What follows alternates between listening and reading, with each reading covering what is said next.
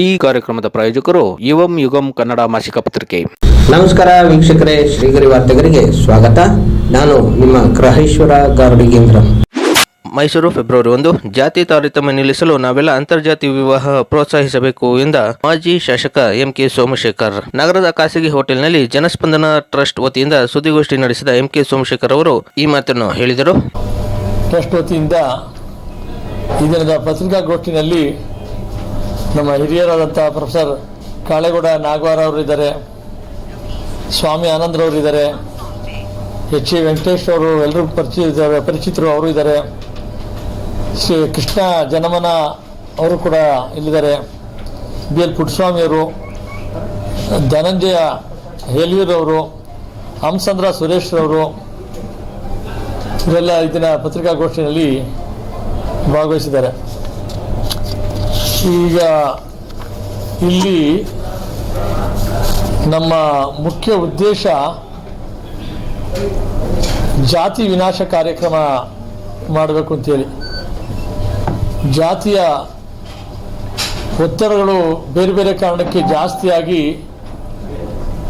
ಜಾತಿನೇ ಎಲ್ಲ ಕಡೆ ಆವರಿಸಿ ಅಂತರ್ಜಾತಿ ಮದುವೆ ಆಗ್ತಾರೆ ಅಂತ ಹೇಳಿದ್ರೆ ಅವ್ರನ್ನ ಮರ್ಯಾದೆ ಹತ್ತಿ ಅಂತ ಕೊಲೆ ಮಾಡೋ ಮಟ್ಟಕ್ಕೆ ಸಮಾಜ ಹೋಗ್ತಾ ಇದೆ.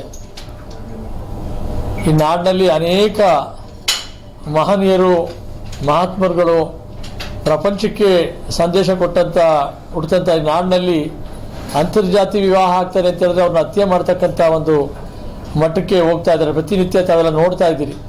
ಇತ್ತೀಚೆಗೆ ಹುಣಸೂರಿನ ಹಿರಿಯ ಕ್ಯಾತ್ನಹಳ್ಳಿನಲ್ಲಿ ತೆಂಗಿನ ಕೆರೆಗೆ ತಲಕ್ಕೆ ಹೋಗಿ ತಾಯಿನೂ ಸೇರಿಸಿ ತಳ್ಳಿ ಕೊಲೆ ಮಾಡಿರ್ತಕ್ಕಂಥದ್ದು, ಬೆಳಗಾಂನಲ್ಲಂಥ ಹುಡುಗನ ತಾಯಿಗೆ ಬೆತ್ತಲೆ ಮಾಡಿ ಮೆರವಣಿಗೆ ಮಾಡಿದಂಥದ್ದು, ಬಹಳಷ್ಟು ಹೀನಾಯ ಪರಿಸ್ಥಿತಿಗೆ ಹೋಗ್ತಾ ಇದೆ ಈ ಜಾತಿಯ ಒತ್ತಡಗಳು. ಅದನ್ನು ನಿವಾರಿಸೋ ದಿಕ್ಕಿನಲ್ಲಿ ಜಾತಿ ವಿನಾಶದ ಕಾರ್ಯಕ್ರಮದಲ್ಲಿ ಏನು ಪಂಪ ಮನುಷ್ಯ ಜಾತಿ ತಾನು ಒಂದೇ ವಲ್ಲಂ ಅಂತ ಹೇಳಿದಂಥದ್ದು, ಅಲ್ಲಿಂದ ಕುವೆಂಪುರವರವರೆಗೂ ಕೂಡ ವಿಶ್ವಮಾನವರಾಗಬೇಕು ಎಲ್ಲರೂ ಅಂತ ಹೇಳಿದಂಥ ವಿಚಾರದಲ್ಲಿ ಸಮಾಜ ಆ ದಿಕ್ಕಿನಲ್ಲಿ ಬೆಳಿಬೇಕಾಗಿತ್ತು. ಆದರೆ ಹಿಮ್ಮುಖವಾಗಿ ನಡೀತಾ ಇದೆಯೇನೋ, ವಿದ್ಯಾವಂತರಾದಷ್ಟು ಜ್ಞಾನವಂತರಾದಷ್ಟು ಸಮಾಜದ ಚಿಂತೆಗಳು ಹಿಮ್ಮುಖವಾಗಿ ಹೋಗ್ತಾ ಇದೆ ಅನ್ನೋ ಪರಿಸ್ಥಿತಿಗಳು ನಿರ್ಮಾಣ ಆಗ್ತಾ ಇದ್ದಾವೆ.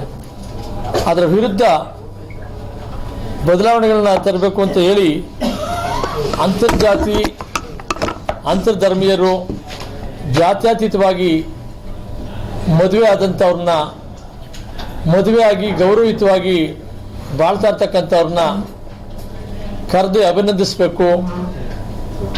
ಅವರ ಮುಖಾಂತರ ಸಮಾಜಕ್ಕೆ ಒಂದು ಪ್ರೇರೇಪಣೆ ಸಂದೇಶವನ್ನು ಕೊಡಬೇಕು. ಇದೇ ಸತ್ಯ, ಇದನ್ನೇ ಎಲ್ಲರೂ ಫಾಲೋ ಮಾಡಬೇಕಾಗಿದೆ ಅನ್ನೋ ದಿಕ್ಕಿನಲ್ಲಿ ಅವರ ಚಿಂತನೆಗಳು ಬೆಳಿಬೇಕು ಅಂತೇಳಿ ನಾವು ಇದನ್ನ ಈ ಥರ ಸಮಾವೇಶಗೊಂಡು ಕೆಲಸಗಳನ್ನು ಮಾಡ್ತಾ ಇದ್ದೀವಿ. ಇದನ್ನು ಎಲ್ಲ ಜಿಲ್ಲೆಗಳಲ್ಲೂ ಮಾಡಬೇಕು, ರಾಜ್ಯ ಮಟ್ಟದಲ್ಲೂ ಮಾಡಬೇಕು. ಮೇಲಿನ ಮೇಲೆ ಎಲ್ಲಗಳನ್ನ ಸಭೆಗಳನ್ನ ಸೇರಿಸಿ ಇದ್ರ ಬಗ್ಗೆ ಚರ್ಚೆಗಳನ್ನ ಮಾಡಿ ಈ ಸಮಸ್ಯೆಗಳಿಗೆ ಪರಿಹಾರಗಳನ್ನ ಹುಡುಕೋ ದಿಕ್ಕಲ್ಲಿ ಕೆಲಸಗಳನ್ನ ಮಾಡಬೇಕು ಅಂತ ನಾವೆಲ್ಲ ಸೇರಿದ್ದೇವೆ. ಮತ್ತು ಸೇರ್ತಾ ಮುಂದೆ ಪ್ರತಿ ಬಾರಿ 2 ತಿಂಗಳಿಗೊಮ್ಮೆ ಸೇರಿಕೊಂಡು ಇದ್ರ ಬಗ್ಗೆ ಇನ್ನೂ ಹೆಚ್ಚು ಕೆಲಸ ಮಾಡಬೇಕು. ರಾಜ್ಯ ಮಟ್ಟದಲ್ಲಿ ಎಲ್ಲರೂ ಸಮಾವೇಶಗೊಳ್ಳಬೇಕು ಅನ್ನೋ ಮಟ್ಟದಲ್ಲಿ ಇದನ್ನ ಸೇರಿಸಬೇಕು ಅನ್ನೋ ಒಂದು ಉದ್ದೇಶ ಇದೆ. ಹಾಗೆ ಸಮಾಜ ಕಲ್ಯಾಣ ಇಲಾಖೆಯಲ್ಲಿ ಇದಕ್ಕೆ ಒಂದು ಪ್ರತ್ಯೇಕವಾದಂಥ ಒಂದು ಘಟಕವನ್ನು ಪ್ರಾರಂಭಿಸಿ ಈ ಅಂತರ್ಜಾತಿ ವಿವಾಹ ಆಗಬೇಕಾದ್ರೆ ಅನೇಕ ಸಮಸ್ಯೆಗಳಿರ್ತವೆ. ಅವ್ರಗಳಿಗೆ ಅಂತರ್ಜಾತಿ ವಿವಾಹ ಆಗಲಿಕ್ಕೆ ಮುಂಚೆ ಆದಮೇಲೆ ನಾನಾ ರೀತಿ ಸಮಸ್ಯೆಗಳನ್ನ ಎದುರಿಸ್ತಾ ಇದ್ದಾರೆ. ಅದನ್ನು ನಿವಾರಿಸೋ ದಿಕ್ಕಿನಲ್ಲಿ ಸಮಾಜ ಕಲ್ಯಾಣ ಇಲಾಖೆ ಪ್ರತ್ಯೇಕ ಘಟಕವನ್ನು ಪ್ರಾರಂಭಿಸಬೇಕು ಅಂತ ಸರ್ಕಾರಕ್ಕೆ ಒತ್ತಾಯ ಮಾಡ್ತೇವೆ. ಅದನ್ನು ಅವ್ರನ್ನೆಲ್ಲ ಒತ್ತಾಯ ಮಾಡಿ ಅದನ್ನು ಅನುಷ್ಠಾನಕ್ಕೆ ತರೋ ದಿಕ್ಕಿನಲ್ಲಿ ಕಾರ್ಯೋನ್ಮುಖರಾಗ್ತೇವೆ. ಮತ್ತು ಪೊಲೀಸ್ ಇಲಾಖೆಯಲ್ಲೂ ಕೂಡ ಪ್ರತಿ ಸ್ಟೇಷನ್ನಲ್ಲೂ ಈ ಅಂತರ್ಜಾತಿ ವಿವಾಹ ಆಗೋರಿಗೆ ಅವ್ರಿಗೆ ತರ್ತಕ್ಕಂಥ ಸಮಸ್ಯೆಗಳಿಗೆ ಸ್ಪಂದಿಸಬೇಕು. ಪ್ರತ್ಯೇಕವಾದಂಥ ಪೊಲೀಸ್ಗಳನ್ನ ಅಲ್ಲಿ ಪ್ರತಿ ಸ್ಟೇಷನಲ್ಲೂ ಕೂಡ ಪ್ರತ್ಯೇಕವಾದ ಪೊಲೀಸ್ನವ್ರನ್ನ ಇದಕ್ಕೋಸ್ಕರ ನೇಮಕ ಮಾಡಿ ಅವ್ರು ಇದನ್ನು ಮಾತ್ರ ಇಂಥ ಸಮಸ್ಯೆಗಳನ್ನ ಮಾತ್ರ ಪರಿಹಾರ ಮಾಡೋ ದಿಕ್ಕಿನಲ್ಲಿ ಕೆಲಸ ಮಾಡಬೇಕು ಅನ್ನೋ ಕಾರ್ಯಕ್ರಮಗಳನ್ನ ಹಮ್ಮಿಕೋಬೇಕು ಅಂತ ಇದ್ದೇವೆ. ಪೊಲೀಸ್ನವರು ಕೂಡ ಅಲ್ಲಿ ಬಂದಂಥ ಸಮಸ್ಯೆಗಳನ್ನ ಇದು ಮಾಡಬೇಕು. ಮತ್ತು ಎಲ್ಲಕ್ಕಿಂತ ಹೆಚ್ಚಾಗಿ ಇಂಥ ಮದುವೆಗಳಾದವರ ಮಕ್ಕಳುಗಳಿಗೆ ಮೀಸಲಾತಿಯನ್ನು ಕೊಡಬೇಕು ಅನ್ನೋದು ಕೂಡ ನಮ್ಮ ಮುಂದಿನ ಹೋರಾಟ. ಅಲ್ಲಿ ಮೀಸಲಾತಿ ಕೊಡಬೇಕು, ಇವ್ರ ಮಕ್ಕಳುಗಳಿಗೆಲ್ಲ ಇವ್ರಿಗೂ ಕೂಡ ಸಮಾನವಾಗಿ ಬದುಕತಕ್ಕಂಥ ಕೆಲಸಗಳಾಗಬೇಕು.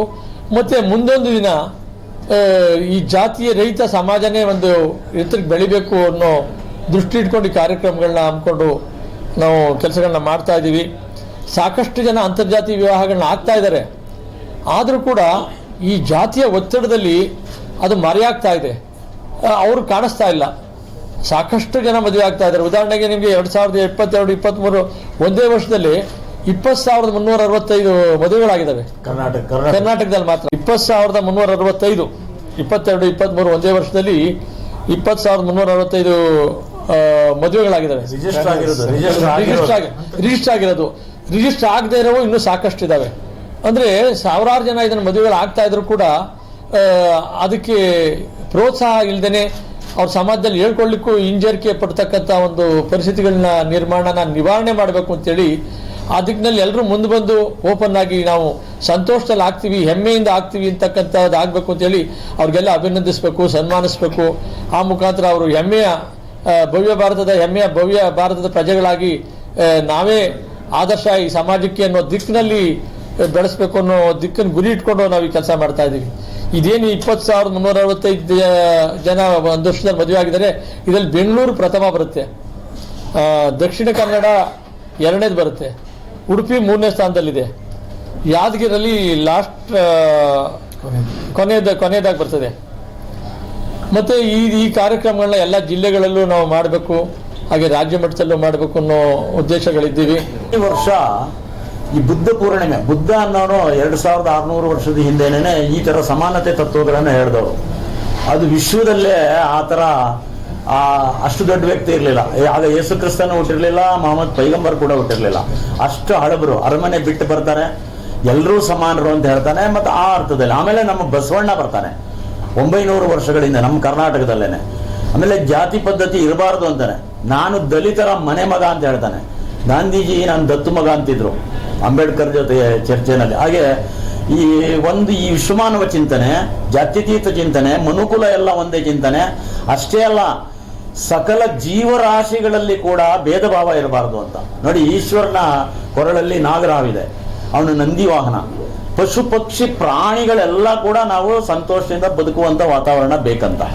ಹಾಗಾಗಿ ಬಹಳ ವರ್ಷಗಳಿಂದ ನಾವೆಲ್ಲ ಇಲ್ಲಿರೋ ಅನೇಕರು ಈ ತರ ಕಾರ್ಯಕ್ರಮಗಳು ಮಾಡಬೇಕು ಅಂತ ನಾವು ಆಸೆ ಪಡ್ತಾ ಇದ್ವಿ.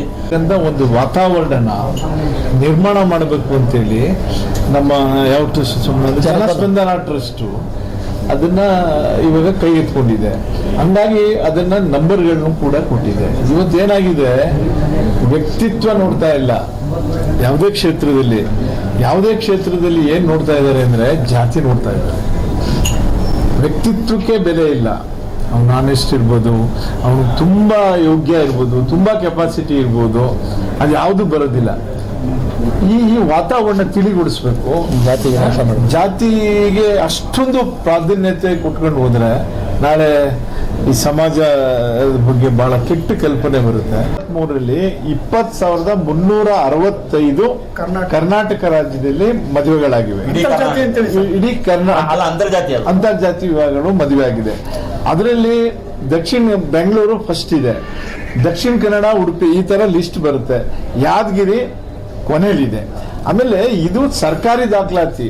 ಎಷ್ಟೋ ಜನ ರಿಜಿಸ್ಟರ್ ಮಾಡಿಸಿರಲ್ಲ, ಎಷ್ಟೋ ಜನ ದಾಖಲೆಗಳು ಸಿಕ್ಕಿರಲ್ಲ. ಅಂದ್ರೆ ಇದು 20,000 ದಾಖಲೆ ಇದೆ ಅಂದ್ರೆ ಅದು ಒಂದು 20,000 ಆಗಿರ್ತವೆ.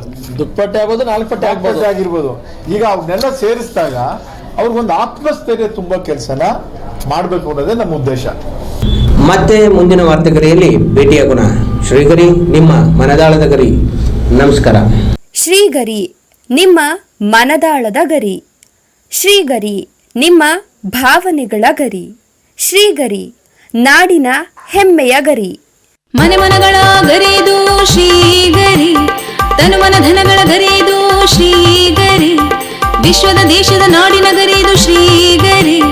ಶ್ರೀಗರಿ ಶ್ರೀಗರಿ ಶ್ರೀಗರಿ ಶ್ರೀಗರಿ ಶ್ರೀಗರಿ, ನಿಮ್ಮ ಮನದಾಳದ ಗರಿ.